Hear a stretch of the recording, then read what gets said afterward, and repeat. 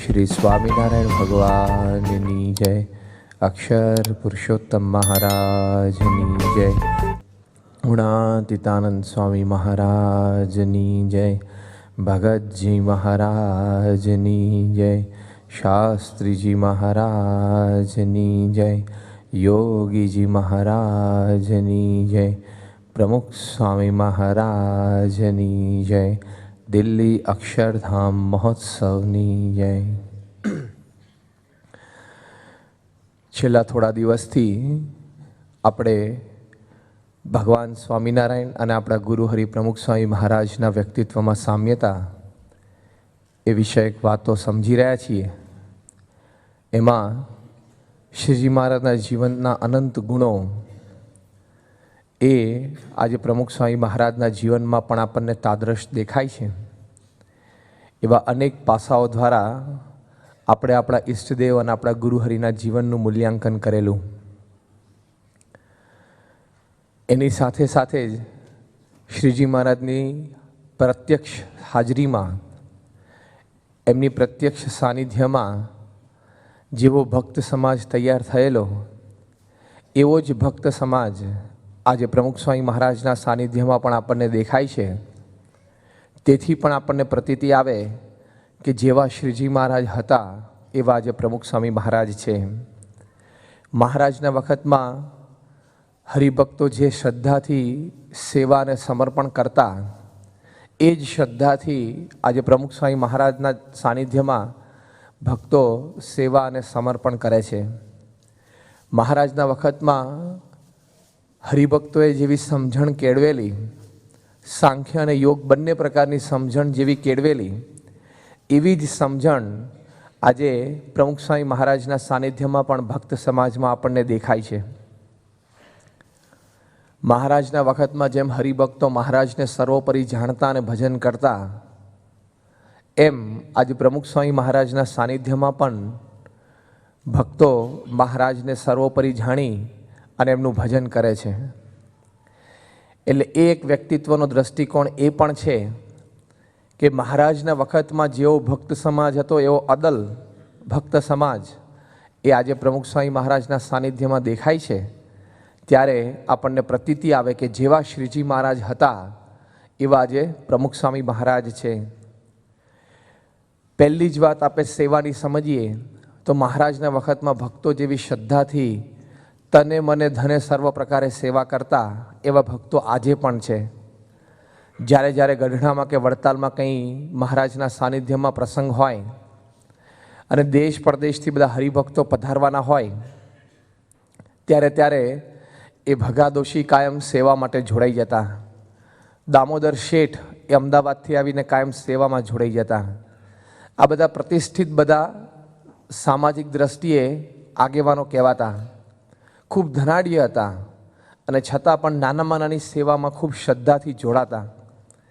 એમાં દામોદર શેઠ છે અને ભગાદોશી બંને તો આમ સ્થૂળ કાય હતા, છતાં પણ ખૂબ શ્રદ્ધાથી સેવા કરતા।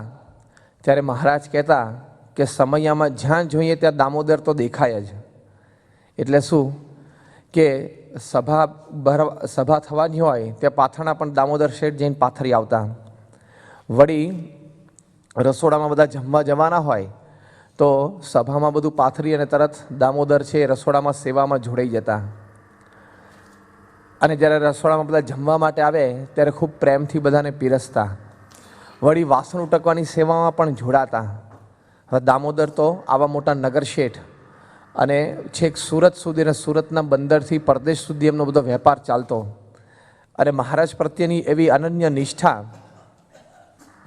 અને મહારાજને પણ એમના પ્રત્યે એટલો વિશ્વાસ કે મહારાજ એમને તુકારે બોલાવતા કે દામોદર એમ કહીને બોલાવતા મહારાજ, એ પણ રાજી હતા।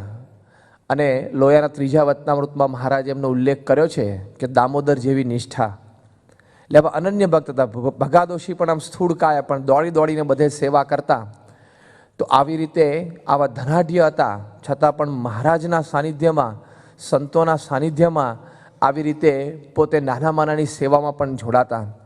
એટલે ખૂબ આવી શ્રદ્ધા હતી। દામોદરના જીવનનો વિશેષ પ્રસંગ કે મહારાજ સાથે કેટલી બધી પ્રીતિ પણ એમને હતી કે એક વખત સભામાં બેઠેલા અને શ્રીજી મહારાજ સામે આમ જોઈ અને દામોદર મુસ્કરાયા. ત્યારે મહારાજે પૂછ્યું કે દામોદર કેમ હસ્યા? ત્યારે મહારાજને દામોદર શેઠે વાત કરી કે મહારાજ, આપ રાજી હો તો મારે આપની પાસે માંગવું છે. ત્યારે મહારાજ કે તમ જેવા ભક્ત માગે અમે રાજી છીએ, તમારા અંતરમાં તો કોઈ સંસારની વાસના છે નહીં, માટે તમે જે માંગો એ અમે આપીએ. ત્યારે દામોદર શેઠે શ્રીજી મહારાજને હાથ જોડીને ભર સભામાં મહારાજ પાસે માગ્યું કે આ તમારા મુખારવિંદની સ્મૃતિ જ્યારે પૂજા દરમિયાન કરીએ છીએ ત્યારે તમારા આ નીચલા હોઠ ઉપર જમણી બાજુ જે સફેદ બિંદુ દેખાય છે એને લીધે સુખ આવતું નથી.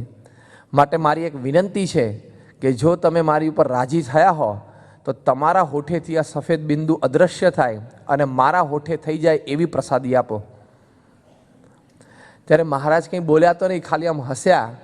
અને ત્યાં અદ્ભુતાનંદ સ્વામી એમની વાતોમાં લખ્યું છે કે એક અઠવાડિયા પછી મહારાજના નીચલા હોઠેથી જમણી બાજુથી એ સફેદ બિંદુ ગાયબ થયું અને દામોદર શેઠના હોઠ ઉપર તે જ જગ્યાએ થયું. તે આજીવન દામોદરને એ પ્રસાદી રહી. કેવી પ્રસાદી માગી કહેવાય! અને મહારાજ પણ કેટલા રાજી હશે. પણ આવી સેવા આવા શેઠ હોવા છતાં પણ ખૂબ શ્રદ્ધાથી કરતા. એમ આજે પણ બધા હરિભક્તો છે એ ખૂબ શ્રદ્ધાથી પોતાનું એક સામાજિક સ્ટેટસ, પોતે કદાચ ધનાઢ્ય હોય પણ જ્યારે સત્સંગમાં આવે ત્યારે એકદમ નિર્માની થઈને આ બધી શ્રદ્ધાથી સેવા કરતા હોય છે. આપણે જ્યારે 1995માં અમૃત મહોત્સવ ઉજવાયો તે વખતે ત્યાં મુંબઈમાં આપણા સાધુરામભાઈ છે, એમના દીકરા યોગેશભાઈ, એ ખૂબ શ્રદ્ધાથી આ પાર્કિંગ અને બધી સેવામાં જોડાયેલા. અને બોમ્બે પુના એક્સપ્રેસ હાઈવે ઉપરથી તો કેટલા બધા લાખો વાહન રોજના પસાર થાય અને આ તો એકદમ એક્સપ્રેસ હાઈવે હતો. અને તે જ જગ્યાએ ત્યાં બધા હરિભક્તો જે બસમાં આવ્યા હોય કે વાહનો લઈને આવ્યા હોય તે લોકોએ અંદર આમ ગ્રાઉન્ડ તરફ ટર્ન લેવાનો. હવે એ ટ્રાફિક વિંધવાનો થાય પણ આખા મહોત્સવ દરમિયાન ત્યાં રોડ ઉપર ખડે પગે સવારથી લઈને સાંજ સુધી પોતે ઊભા રહ્યા અને ત્યાં ટ્રાફિક પોલીસની સાથે પોતે સેવામાં જોડાતા. એટલે ટ્રાફિક ઊભો રાખવાનો, પાછા હરિભક્તો બધા રોડ ક્રોસ કરી જાય અને ત્યાર પછી પાછો ટ્રાફિક ચાલુ કરાવવાનો. એક પણ એક્સિડન્ટ થયો નથી એવી શ્રદ્ધાથી એમણે આ સેવા કરી. સ્વામીને જ્યારે ઉત્સવના છેલ્લા દિવસો દરમિયાન આ બધા રિપોર્ટિંગ દરમિયાન ખબર પડી, ઋષિરાજ સ્વામીએ બધી વાત કરી, ત્યારે એ પણ બાજુમાં હતા અને સ્વામી ખૂબ રાજી થઈને થાળમાંથી પ્રસાદ આપેલો. પણ આવા એક ધનાઢ્ય કુટુંબ, એક સામાજિક રીતે પ્રતિષ્ઠિત કુટુંબ કહેવાય એવા ઘરના પણ આવી નાનામાં નાની સેવામાં જોડાતા. ત્યારે જેવી રીતે દામોદર શેઠ કે ભગાદોશી જોડાતા એવી શ્રદ્ધાથી આજે પણ હરિભક્તો આ બધી સેવામાં જોડાય છે એ વાતની આપણને પ્રતીતિ આવે છે. આ દેહ કરીને સેવા અને સાથે સાથે ભગવાન અને સંત માગે ત્યારે પોતાનું સર્વસ્વ અર્પી દેવું એવી પણ ખૂબ શ્રદ્ધાથી સેવા એ મહારાજના વખતમાં ભક્તો કરતા અને આજે પણ કરે છે. શ્રીજી મહારાજ છે એક વખત જમરાળા ગામમાં બિરાજમાન હતા અને ત્યાં ગંગારામ નામે હરિભક્ત એમના ઘરે મહારાજ જમ્યા અને ગંગારામ અને એમના પત્નીએ ખૂબ મહારાજને જમાડ્યા. આગ્રહ કરીને મહારાજને જમાડ્યા અને આમ આકંઠ તૃપ્ત કરી દીધા કે આમ અંદર તો હવે પાણીનું ટીપું પણ જઈ ના શકે એટલું બધું મહારાજને જમાડ્યા. મહારાજ કે તમે આ બધો દૂધપાક આટલો બધો જમાડ્યો તે હવે તો અમારાથી એ સવારી એટલે કે ઘોડે સવારી થઈ શકશે નહીં, માટે તમારે તો અમને ગાડામાં ગાદલું નાખીને સૂતા સૂતા લઈ જવા પડશે. એટલે ગંગારામ કે મહારાજ એક દિવસ રોકાઈ જાઓ, કાલે જજો. મહારાજ કે ના, આજે મારે કાર્યણી પહોંચવું જ છે અને ત્યાં સાંજે સભા છે એટલે મારે ત્યાં જવું જ પડશે. એટલે બહુ જ આગ્રહ મહારાજે રાખ્યો. એટલે બપોરે જ પછી ગાડું બધું જોડ્યું, ગાદલું પાથર્યું અને મહારાજને ગાદલા પર સુવાડ્યા. પણ એટલું બધું મહારાજથી આમ ખવાઈ ગયેલું, બધાએ ખૂબ આગ્રહ રાખેલો તો મહારાજને આમ શું, કારણ કે પેટ તમારે ફૂલ ટાઈટ હોય, ના ઊભા રહેવાય, ના બેસાય, ના પડખું ભરાય, ના સુવાય, કશું જ ના થાય એવી પરિસ્થિતિ મહારાજની થઈ ગયેલી. મહારાજ આમ સૂતા સૂતા કે ગંગારામ તે બહુ જમાડ્યો, કે ગંગારામ તે બહુ જમાડ્યો, તે મારથી તો બેસાતુંય નથી કહે છે, સુવાતુંય નથી કહે છે. અને મહારાજ એ વખતે આવું ભારે ચરિત્ર કરેલું. પણ ગંગારામ એટલી સરસ રીતે એ બળદગાડું ચલાવતા હતા કે કોઈ જગ્યાએ મહારાજને આંચકો ના આવે. આમ સામાન્ય ખાડા ટેકરા હોય એ આમ જરા તારવવાનો પ્રયત્ન કરે, થોડા તારવી પણ લે, એવી રીતે ચલાવતા હતા. તેમ મહારાજ એકદમ બેઠા થયા અને ત્યાં મહારાજે ગંગારામની આમ પીઠ થાપડીને કહ્યું, ગંગારામ તે તું બળદગાડું સારું ચલાવી જાણસ કે? એ કે મહારાજ આપની કૃપા. મહારાજે આમ ત્યાં આમ આગળ વળીને જોયું. મહારાજ કે શું તારા બળદ છે? કે બંને બળદ બહુ જાતવાન લાગે છે, તારું ગાડુંનું એ બહુ સારું છે, કારણ કે નવું જ ગાડું હતું, જે લાકડું સારું હતું, એટલે મહારાજ કે તારું ગાડું સારું છે અને ચલાવનારો સારો છે મહારાજ કે. આટલું બોલ્યા અને ગંગારામે એ બળદની રાસ મહારાજના હાથમાં આપી દીધી. મહારાજ ક્યાં શું કે મહારાજ તમને ગમ્યું એટલે હવે તમારું, આ બે બળદ તમારા, આ ગાડું તમારું અને ગાડુંનું ચલાવનારો એ તમારો. મહારાજ કે તારા ઘરવાળાને પૂછીને આવજે, એ કે એ તો રાજી જ છે, એ તો રાજી જ છે જો તમારી સેવામાં હું આવી જાઉં તો. એટલે અને મને કહીને જ મોકલ્યો છે કે મહારાજને કદાચ આ ગાડું ગમે અને બે બળદ ગમે તો તમે આપી દેજો. મહારાજ કે બે ગમે તે આપી દેજો, પણ આ ત્રીજાની વાત છે ચલાવનારો એનું શું? એ કે મહારાજ એ મારા ઘરવાળા રાજી જ છે, જો હું ગઢડા મંદિર અત્યારે બંધાય છે એની સેવામાં જોડાવતો. અને મહારાજને હાથમાં રાસ આપી દીધી. મહારાજ તો જો કે પાછી આપી દીધી. મહારાજ કે તે બધી જ સેવા કરી દીધી, તે બળી રાજાની જેમ તારું સર્વસ્વ અર્પી દીધું અને યાવત ચંદ્ર દીવા કરો, જ્યાં સુધી પૃથ્વીનું પટ રહેશે ત્યાં સુધી તારી આ સેવા ગવાશે. હવે એક સામાન્ય ગામના માણસ પણ એવી એક સમજણ કે મહારાજની મરજી પોતે જાણી શક્યા અને ટાઈમે રાસ આપી દીધી. મહારાજે કંઈ ના લઈ લીધું, અને કદાચ લીધું હોત તો કંઈ એટલી મોટી વસ્તુ હતી નહીં. પોતાની માટે કદાચ નાના માણસ માટે મોટી વસ્તુ, કારણ કે એના દ્વારા જે એ બધું ખેતી કરી શકે. છતાં પણ મહારાજ અત્યંત રાજી થયા અને આવું વરદાન આપી દીધું કે કાયમ માટે તારી સેવા ગવાશે. તો જો આજે 200 વર્ષ પછી આપણે આટલી 10,000 માઇલ દૂર આપણે એમને યાદ કરીએ છીએ. તો જો કહેવાનું શું કે આવી રીતે મહારાજના વખતમાં આવા હરિભક્તો હતા કે મહારાજની મરજી જાણીને એવી એમને સમજણ હતી કે સેવા કરી દેતા. એમ આજે પ્રમુખ સ્વામી મહારાજના સાનિધ્યમાં પણ એવા હરિભક્તો છે. આપણે આણંદ ક્ષેત્રના આપણા સંયોજક છે અરુણભાઈ પટેલ, સર્વમંગલ સ્વામી બેઠા, તમને ખ્યાલ છે. ડૉક્ટર અરુણભાઈ પટેલ, એમના એક દીકરા સાધુ પણ છે. એ અરુણભાઈ ખૂબ વર્ષો જૂના આપણા કાર્યકર છે અને 1999 કે 2000ની સાલમાં જ્યારે સાંકરીમાં દિવ્ય સન્નિધિ પર્વ સંતોને કાર્યકર્તાઓનું થયેલું તે વખતે સ્વામી એની સાનિધ્યમાં જ્યારે છેલ્લી સભા પૂરી થઈ અને મધ્યસ્થ કાર્યના સંતોએ બધાનો આભાર માન્યો, ત્યારે એ સંતોનો આભાર માનવા માટે એ ડૉક્ટર અરુણભાઈ મંચ ઉપર આવ્યા. એમણે આભાર માની લીધો. પછી સ્વામીએ ફરી વખત માઇક મંગાવ્યું અને સ્વામી બોલ્યા કે આપણી સંસ્થામાં આદર્શ કાર્યકર કોઈ જોવા હોય તો અરુણભાઈ છે. સ્વામી કે હું એને વર્ષોથી જોતો આવ્યો છું, પોતે પ્રમાણ આપ્યું. સ્વામી કે હું એને વર્ષોથી જોતો આવ્યો છું, એકની એક રહેણી કહેણી છે, કોઈ દિવસ કોઈ ફેર એમાં થયો નથી. દાયકાઓ સુધી સ્વામી કે એણે સેવા કરી છે. બહુ શ્રદ્ધાથી સ્વામી બોલેલા, પણ આ વાત કરેલી કે સ્વામી કે આપણી સંસ્થામાં જો આદર્શ કાર્યકર કોઈ કહેવા હોય તો અરુણભાઈને જોવા. આ 400 જેટલા નિર્દેશકો અને સંયોજકો એટલે મુખ્ય અગ્રેસર કાર્યકર્તાઓ બેઠા હતા, એ બધાને સંબોધીને સ્વામીએ વાત કરેલી. પણ એવા એક કાર્યકર છે, પણ એમના જીવનનો એક પ્રસંગ 1983ની સાલમાં એમને જીવનમાં પહેલી જ વખત વ્હીકલ પોતાનું લીધેલું, 2 વ્હીલર સ્કૂટર. અને સ્વામી બોચાસણ હતા અને પૂજન કરાવવા ગયા અને સ્વામી ત્યાં સવારે પૂજા કર્યા પછી ઠાકોરજીના દર્શન કરીને નીચે આવતા હતા ત્યારે એમણે ત્યાં સ્કૂટર પાર્ક કરેલું. સંતોએ વાત કરીને એ ઊભા હતા. સ્વામી કહે શું અરુણભાઈ? તો કે બાપા સ્કૂટર લીધું છે અને પૂજન કરવાનું છે. એટલે સ્વામીએ ત્યાં ઠાકોરજી પધરાવ્યા એટલે પૂજન કર્યું, સ્કૂટરને ચાંદલા કર્યા.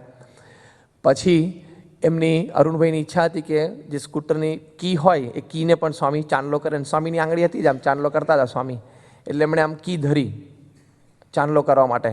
એ કે બાપા એમ કહીને હાથમાં ચાવી હતી. સ્વામી કહે ઓ લો, મંદિરને અર્પણ કરી દેવું છે, બહુ સારું, લો અમારે મંદિરને જોઈએ જ છે. એટલે ચાવી આમ ધરીને તો સ્વામી વળી એવું બોલે, સ્વામી કે લો મંદિરને આપી દેવું છે, અમારે મંદિર જરૂર છે. એમ કે ખભા ઉપર આમ ધબ્બો મારી દીધો.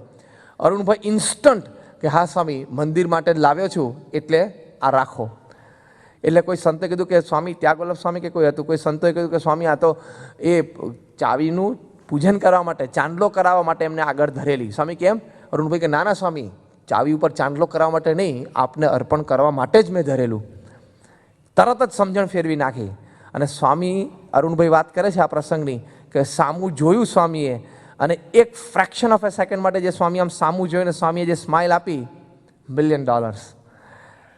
એ $1 મિલિયન ખરીદતા પણ એ સ્માઇલ, એ આંખો એ ફરી વખત મળે નહીં. એટલા પ્રેમથી સ્વામીએ જોયું. હવે આ તો અંતર્યામી પુરુષ છે ને, અંતર્યામી પર forget it for a while. પણ જે આટલા બુદ્ધિશાળી વ્યક્તિ આમ પ્રસંગ ચાલતો હોય, 2-4 માણસ વાત કરતા હોય તો એક ક્ષણમાં સમજી જાય કે શું વાત ચાલે છે, શું વાતાવરણ છે અને કયા કયા વ્યક્તિ ઇન્વોલ્વ છે, એટલે શું વાત કઈ કક્ષાની ચાલતી હોવી જોઈએ. આવા બુદ્ધિશાળી છે સ્વામી. તો છતાં સ્વામી જાણતા હતા, પણ એક પલકારામાં જે એમને સ્વામીના વચને સમજણ ફેરવી અને એ સ્કૂટર અર્પણ કરી દીધું બોચાસન મંદિરમાં. તો જેમ એ જમરાડાના ગંગારામે એ મહારાજના હાથમાં બળદની રાસ આપી દીધેલી, એમ અરુણભાઈએ સ્વામીને સ્કૂટરની ચાવી આપી દીધી. પણ આવા ભક્તો કે મરજી સમજીને ટાણું સાચવી જાણે એવા ભક્તો મહારાજના વખતમાં પણ હતા અને આજે પણ આપણને દેખાય છે. એવી શ્રદ્ધાથી આ બધી સેવા એ લોકોએ કરેલી છે. અને આ બધી જ સેવા એ મરજી જાણીને કરી હોય, પણ ઘણી વખત તો બહુ જ મોટા પ્રમાણમાં જબરજસ્ત સેવા આ મરજી જાણીને કરેલી હોય એવા પણ ભક્તો મહારાજના વખતમાં હતા અને એવા ભક્તો આજે પણ છે. મહારાજને જ્યારે ગઢડા મંદિરનું બાંધકામ ચાલતું ત્યારે એક પ્રસંગે સામત પટેલ મહારાજના દર્શન કરવા માટે આવ્યા. ત્યાં અક્ષરરોડીમાં મહારાજ બિરાજમાન હતા. મહારાજના દર્શન દંડવત કર્યા. મહારાજે ખબર અંતર પૂછ્યા અને પછી મહારાજ કે પટેલ વ્યવહાર સુખી તો છો ને? સામત પટેલ કે હા મહારાજ, આપની દયા છે અને વ્યવહાર સારો ચાલે છે. થોડી ઔપચારિક વાતો થઈ અને ફરી વખત મહારાજે પૂછ્યું, પટેલ વ્યવહાર સુખી તો છો ને? એટલે કે હા મહારાજ, આપની દયા છે બધી. આવું 2-3 વખત મહારાજે પૂછ્યું અને પછી તો મહારાજે કીધું કે શું કાર્યક્રમ છે? એટલે કે મહારાજ એક રાત રોકાવું છે ને પછી જશું. મહારાજ કે બહુ સારું, તો સાંજે પાછા સભામાં આપણે મળશું એમ કહીને મહારાજ કે અમે જરા મંદિરે જઈ આવીએ. એટલે નિરીક્ષણ કરવા માટે સાંજના સમયે મહારાજને જવું હતું એટલે મહારાજ તો અક્ષરરોડીમાંથી ઊભા થઈને ચાલ્યા. સામત પટેલને અંતરમાં વિચાર આવ્યો કે મહારાજે કોઈ વખત નહીં ને એના કરતાં 2 વખત ઉપરા પૂછ્યું તે શું હશે? એટલે એમણે શુકમુનિ સ્વામી અને સાથેના પાર્ષદ હતા એમને પૂછ્યું કે મહારાજે કેમ આવું પૂછ્યું? ત્યારે શુકમુનિ સ્વામીએ કીધું કે જો અત્યારે મહારાજને પૈસાની ખૂબ જરૂર છે અને ગઢડાનું મંદિર બંધાય છે અને એમાં કડિયાના અને મજૂરના પગાર ચડી ગયા છે. પથ્થર જે આવે છે એ પણ આવતો બંધ થયો છે કારણ કે પૈસા ચૂકવાતા નથી. એટલે મહારાજને પૈસાની જરૂર છે એટલે કદાચ આવું પૂછતા હશે. સામત પટેલ તો બધું શાનમાં સમજી ગયા. કંઈ મહારાજને પૂછવા જ ના રહ્યા. મહારાજ ખરેખર પૈસાની જરૂર છે, કહેતો હોય તો હું કંઈક લઈ આવું, સેવા કરું. હવે એવું પૂછવા જઈએ તો મહારાજ ના જ પાડે ને. સમજી જ ગયા. એ ઓસરી ઉપરથી સીધા જ ઘોડા ઉપર પલાણ થઈને પોતાને ગામ અને ત્યાં જઈને પછી પોતાની જેટલી મિલકત હતી એ બધી ભેગી કરી ઘર વખરી વેચી દીધી અને પછી ખેતર પણ વેચી દીધું. સારું, એને જોગાનું જોગ એના પત્ની પિયર ગયેલા એટલે બધું કામ થયું, નહીં તો પાછું અટકત. એ આઉટ ઓફ સ્ટેશન હતા એટલે બધો કાર્યક્રમ થઈ શક્યો, નહીં તો બધો અડધો રહી જાત પાછો.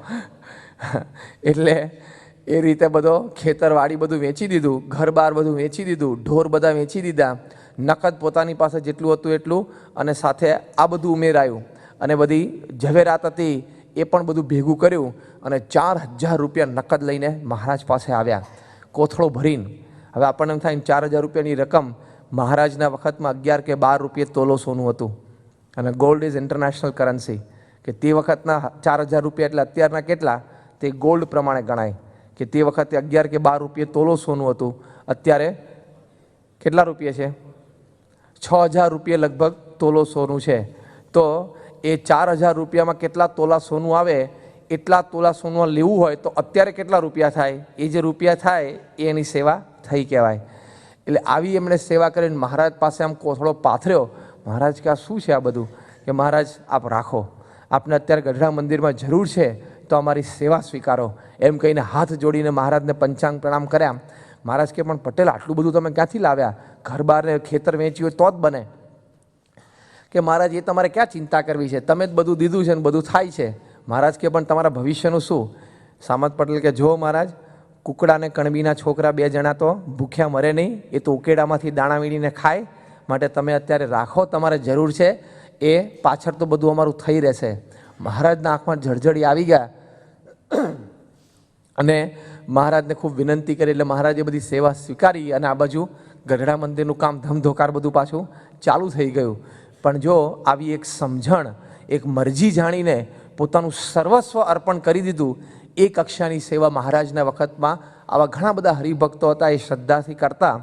આજે પણ એવો ભક્ત સમાજ છે એટલે એવા હરિભક્તોના દર્શન આપણને થાય છે કે મરજી જાણીને પોતાનું સર્વસ્વ અર્પણ કરી દે.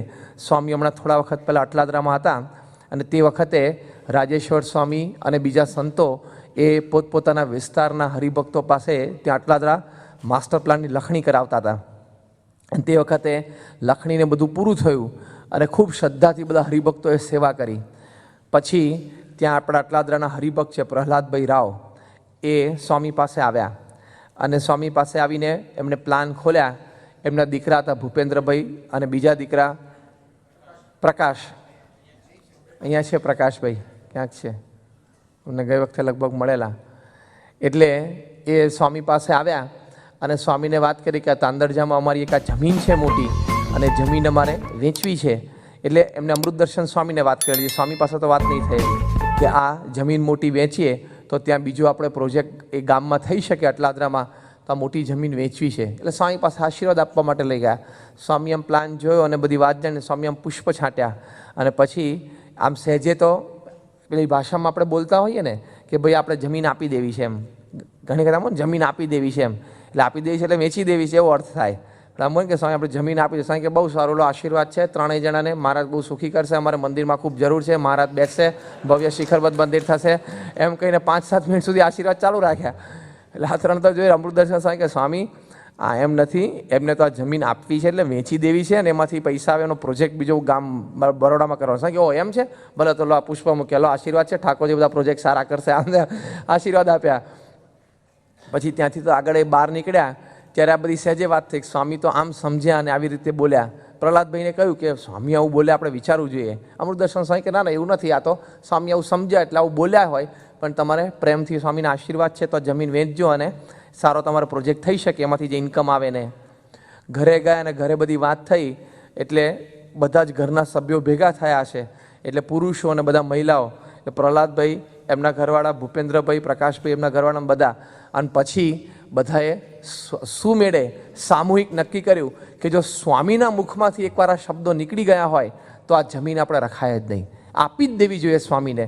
અને મહિલા મંડળે પણ બધો ખૂબ ફોર્સ કર્યો કે આપી જાઓ સ્વામીને, આપણે આ જમીન જોતી જ નથી. જો સ્વામીના મુખમાં આવથી નીકળી ગયું હોય એટલે સહેજે કોઈએ કહ્યું કે સ્વામી તો પછી આવું સમજ્યા હતા એટલે આવું બોલ્યા હતા, પણ પછી પાછળથી સુધારીને આશીર્વાદ આપ્યા.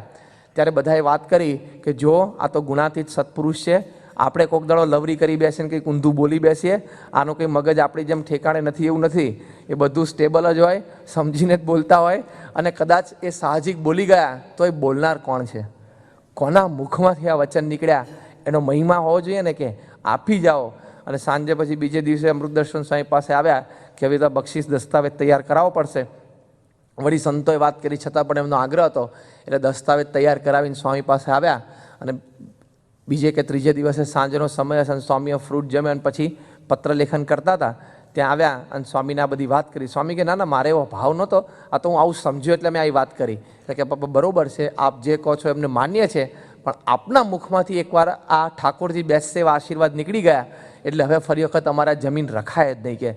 અને ઘરેથી પણ અમને ખૂબ આગ્રહ કર્યો છે કે આપીને જ આવજો, એટલે અમે આપવા જ આવ્યા છીએ, એટલે આપ રાખો જ. સ્વામી એકદમ ઇમોશનલ થઈ ગયા, ગળગળા થઈ ગયા સ્વામી એકદમ. અને સ્વામી બોલતા બોલતા આમ ગળામાં આમ ડૂમો ભરાઈ ગયો અને આંખમાં જળજળી આવી ગયા. સ્વામી કે તમે આ બધી સેવા કરો છો એટલે કે સ્વામી આપના માટે જ છે, આપ રાજી થાવ. અને સ્વામીએ કીધું ઠાકોરજી પાસે મંગાવડાયા, ઠાકોરજી પાસે બધો એ બક્ષિસ દસ્તાવેજ ધરાવ્યો. સ્વામીએ હાર મંગાવડાયા, પુષ્પ બધા એની પર મૂક્યા, પૂજન કર્યું, સ્વામી બધાને હાર પહેરાવ્યા. અને સ્વામી એકદમ આમ ઇમોશનલ થઈ ગયેલા કે આટલી બધી આવી સમજણ ને આવું સમર્પણ. કારણ કે મહારાજે તો એ પ્રથમના 61મું જે બળીરાજાનું વચનામૃત છે એમાં મહારાજે લખ્યું છે કે ભગવાન છે એ પોતાના એવા જે પ્રેમી ભક્તો હોય એ એની પ્રેમરૂપી જે ભક્તિ છે એ ભક્તિ કરીને બંધનમાં આવે છે, પછી છૂટવાને સમર્થ રહેતા નથી. બીજી કોઈ રીતે આ ભગવાન અને પ્રમુખ સ્વામી મહારાજ એ બંને જેના બંધાય એવા નથી. ગમે તેવી આપણી સંપત્તિ હોય, ગમે તેવી બુદ્ધિને આવડત હોય, પણ એ ના બંધાય. પણ આપણો જો નિસ્વાર્થ પ્રેમ એમના પ્રત્યે જોવે કે આ ભક્તને મારા પ્રત્યે એક નિસ્વાર્થ અને સંપૂર્ણ સમર્પિત પ્રેમ મારી માટે છે, તો એ પોતે એ ભક્તને આધીન થઈ જાય, એ વશ થઈ જાય. અને પછી એ પ્રેમરૂપી પ્રેમરૂપી દોરીએ કરીને બંધનમાં આવે છે. તો મહારાજે શું શબ્દ લખ્યા, પછી એ છૂટવાને સમર્થ રહેતા નથી. એ પોતે શક્તિહીન થઈ જાય ભક્ત પાસે કે આની ભક્તિ જેવી છે કે હું આનાથી છૂટો પડી જ નહીં શકું. ત્યારે એવા બંધનમાં સ્વામી આવી ગયા અને ખૂબ ભાવથી અને પ્રેમથી બધાને ખૂબ આશીર્વાદ આપ્યા, પ્રસાદ આપ્યો. અને પછી બધાની ઈચ્છા હતી એટલે સ્વામીએ ત્યાં એ ગાતરિયા ઉપર આશીર્વાદ પણ લખી આપ્યા. અને એમાં સ્વામીએ લખ્યું કે તમારી પેઢીઓમાં આ બધો સત્સંગ દ્રઢ રહેશે અને આ ભૂમિ ઉપર એટલે તાંદરજા જમીન એ ભૂમિ ઉપર જે સત્કાર્ય થશે એ જે તે સમયે સત્કાર્યનું એ પૂરું એનું પુણ્ય એ તમારી જે તે પેઢીને કાયમ મળતું રહેશે. એટલે પૃથ્વીનો પટ રહેશે ત્યાં સુધી તમારી સેવા ચાલુ રહેશે અને બધાને મહારાજ અક્ષરધામમાં બેસાડશે. અને દસ્તાવેજમાં એક પાનું એડિશનલ ઉમેરેલું એ લોકોએ કે કુટુંબમાં જેટલા સભ્યો હતા નાના મોટા ભાઈ બધાએ સહી કરેલી.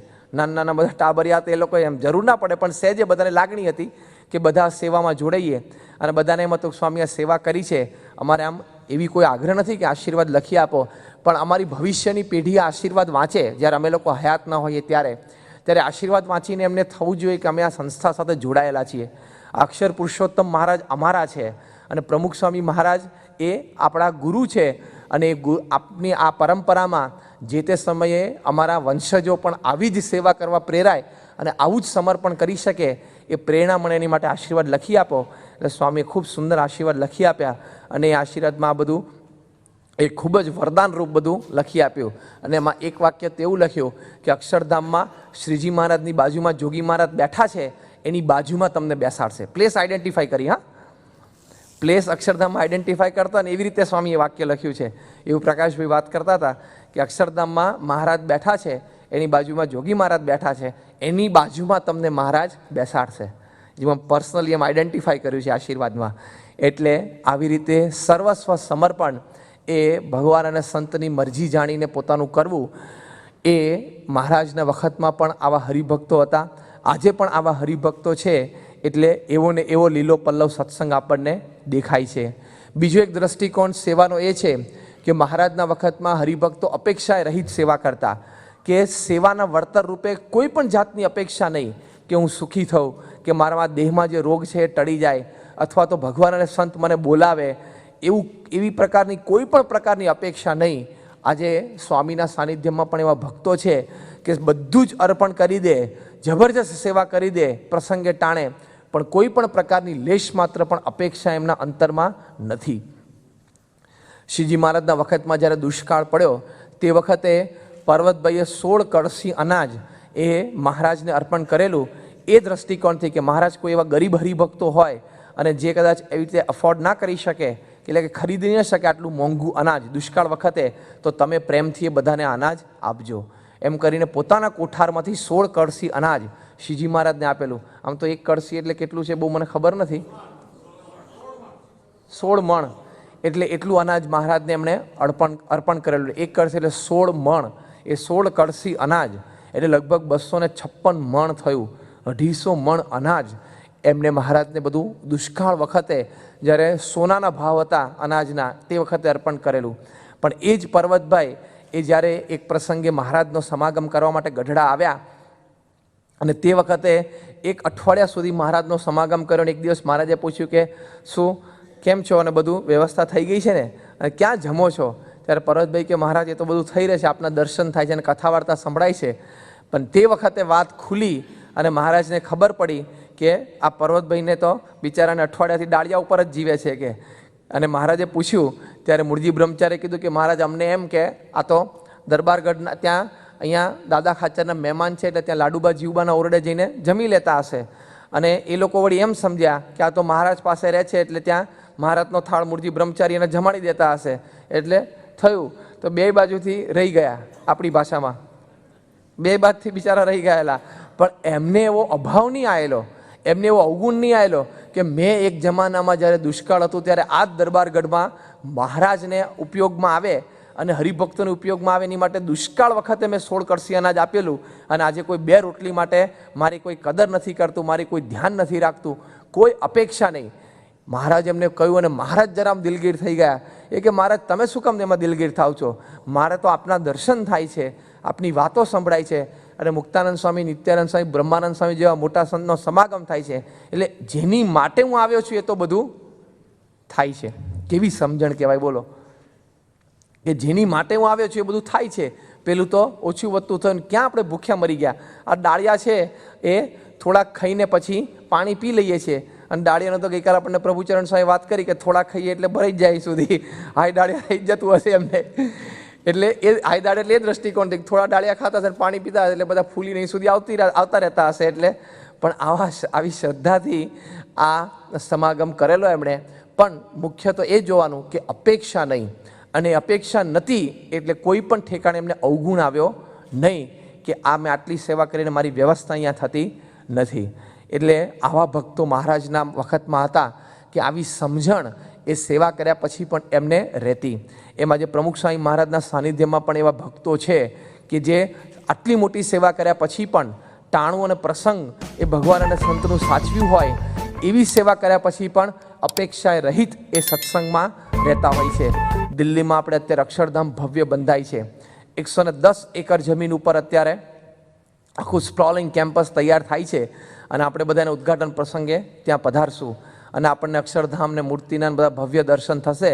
પણ જે જમીન ઉપર આપણે પગ મૂકશું એ જમીનની મુખ્ય સેવા એ જીસી પટેલ એ અમેરિકા છે એમણે કરેલી છે. એના સિંગલ બિગ ચેક બહુ જ મોટી સેવા એમણે કરેલી છે. કદાચ BAPSના ઇતિહાસમાં એ મોટામાં મોટો ચેક અર્પણ સ્વામીને થયેલો હશે. એવી જબરદસ્ત સેવા એમણે જીસી પટેલે કરી છે. એટલે મૂળ તો એ લોય જ ભૂદરભાઈનું લોય હોય એટલે પાછું પડે નહીં. નગાસરના ભૂદરભાઈના દીકરા થાય ઘનશ્યામભાઈ. અને જે ભૂદરભાઈએ શાસ્ત્રીજી મહારાજ ત્યાં એમના ઘરે ગયેલા અને કટોકટી હતી, પૈસાની ખૂબ જરૂર હતી, જ્યારે 5-6 ફેમિલી એવા હતા કે જ્યાં શાસ્ત્રીજી મહારાજ હકથી માંગતા કે લાવ પૈસા. ત્યાં જઈને આમ પધરામણી કરે ને પૂજન કરે ને ગોળ ગોળ વાતો કરે ને કલાક બેસે ને 2 દિવસ રોકાય ને પછી ધીમેથી સેવાની વાત કરે એવું નહીં. પંપાડી સીધું મોઢ જ કહી દેવાનું કે લાય પૈસા કેટલા જ જોઈએ છે.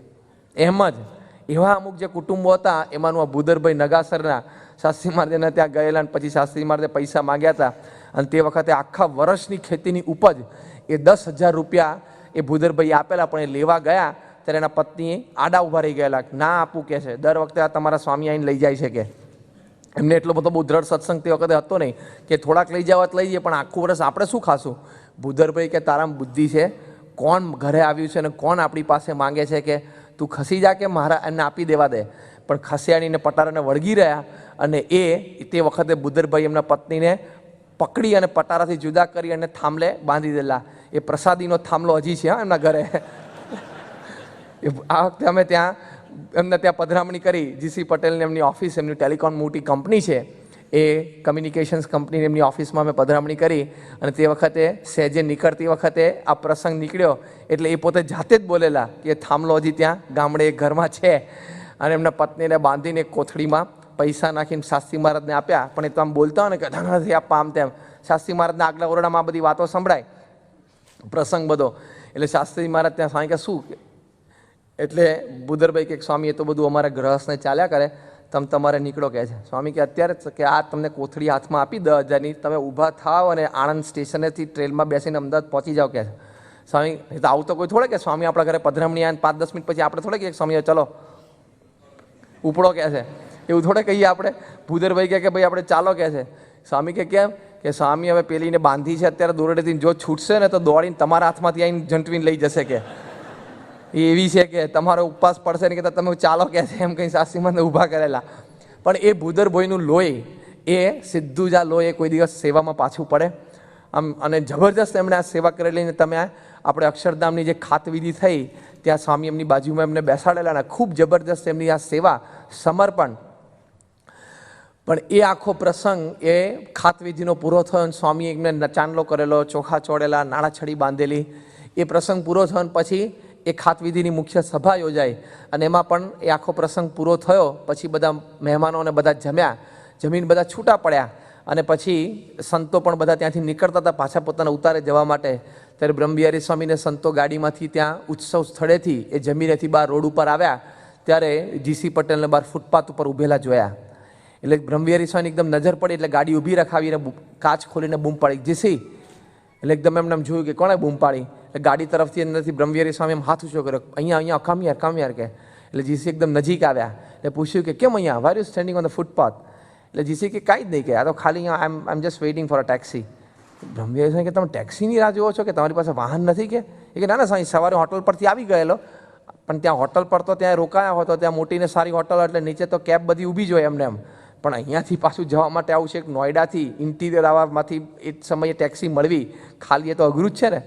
એટલે કે I am just waiting for it, હમણાં મને મળી જશે કે. એટલે કે તમારે ભલા માણસ ત્યાંથી મળે આવતા, અહીંથી ના મળે, તમારે કહેવું જોઈએ ને કે ના ના સ્વામી હવે એમાં શું કહેવાનું કે આ તો આમ આપ જમ્યા કર્યા, થોડું ચાલે એટલે જરા પેટમાં સારું રહે, થોડું જમ્યા પછી વોકિંગ થયું, અમે ઊભા છીએ કે હમણાં ટેક્સી મળશે એટલે જશું કે. અને આપણે ક્યાં અત્યારે મોટો વેપાર ધંધો છે ને ક્યાં ઓફિસે જવું છે ને ક્યાં ઘરે કોઈ રાહ જોનારું છે કે. હોટલ પર જ જવું છે, 15 કલાક 15 મિનિટ આગું પાછું એમ. બ્રહ્મવિહારી સ્વામી એમ કરો, તમે બેસી જાઓ, અમે તમને હોટલ પર મૂકીને પછી ઉતારી જશું. કે ના ના Swami, don't take the trouble, come on, કે તમે શું કામ તકલીફ લો છો, કે હું પહોંચી દઈશ કે. અને આમ એકદમ આમ સાહજિકતાથી બ્રહ્મવિહારી સ્વામી આ પ્રસંગનું બાપા પાસે વર્ણન કરેલું કે સ્વામી વાર્તાલાપ દરમિયાન એમના ચહેરા ઉપર એક આટલો અણસાર પણ આપણને જોવા ન મળે કે હમણાં જ just a few hours back, કે થોડાક કલાકો પહેલાં કે આમ સ્વામીની બાજુમાં બેસીને સ્વામીના અને યોગીજી મહારાજનો આમ જીવનો જે સંકલ્પ એમાં ખાતવિધિમાં બાજુમાં બેઠા હતા અને આટલું બધું સ્વામીએ એમનું રાખ્યું.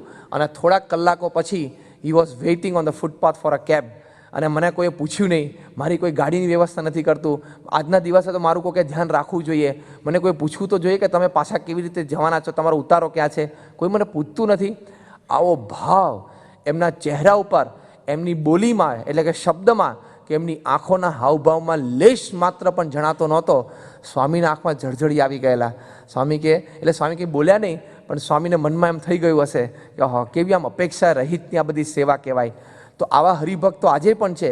પછી તો સંતોએ બહુ આગ્રહ કરેલા ગાડીમાં બેઠા અને ત્યાં એમને ઉતારે એમને મૂકીને પછી સંતો પોતાના ઉતારે ગયા. પણ એમને એવી અપેક્ષા નહીં કે મારી માટે આટલી વ્યવસ્થા થવી જોઈએ.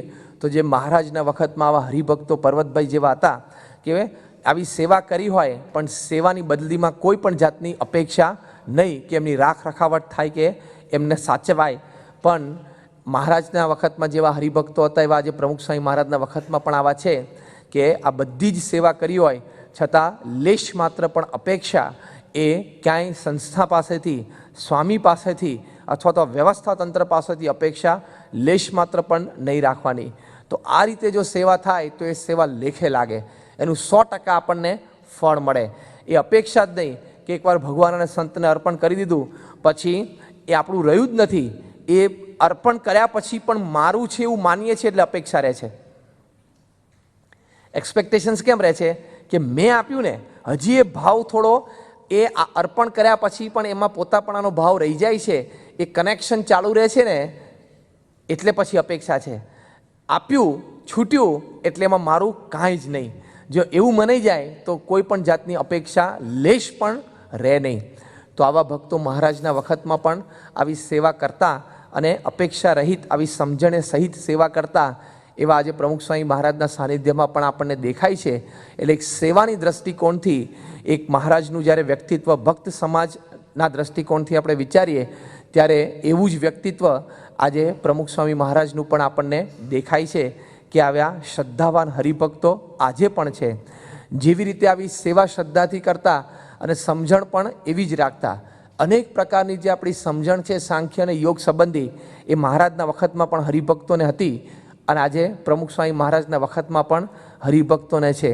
મહારાજના વખતમાં સોમલા ખાચર હતા, એમના 2 જુવાન દીકરા એ ધીંગાણામાં ધામમાં ગયા. પછી વારસમાં તો કોઈ રહ્યું નહીં. મહારાજને આ વાતની ખબર પડી એટલે મહારાજે સભામાં જ ખરખરો કર્યો. મહારાજ કે તમારા 2 જુવાન દીકરા ધામમાં ગયા.